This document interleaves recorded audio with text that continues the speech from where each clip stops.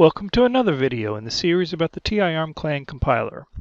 This video is an overview on the topic of how much flash memory you can save by building with the TI ARM Clang compiler. My name is George Mock and I'm your guide. I'd like to represent the flash memory savings with a table, and I agree that's a little confusing at first. So let's walk through the first row of this table, and I think I'll start to make a little more sense. So the first row of the table says when I compare the TI ARM Clang compiler to the compiler ARMCL, which is the proprietary ARM compiler from TI, and I use both of those compilers to build a code base that goes by the name M0 Plus STK, which is a code base that executes on the Cortex M0 Plus CPU. So both of those compilers are used to build this code base.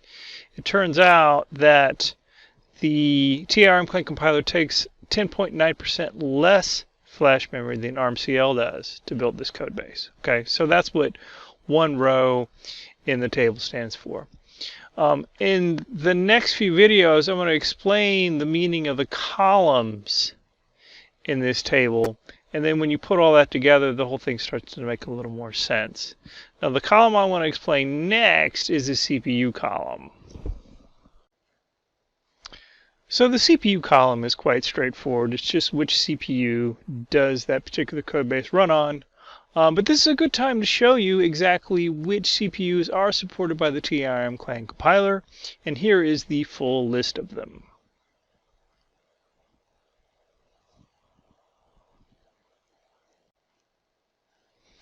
As we near the end of this video, I would like to give you a few references.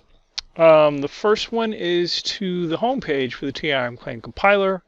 This is where you can download the compiler and obtain the manual and details like that. The second reference is to e2e.ti.com.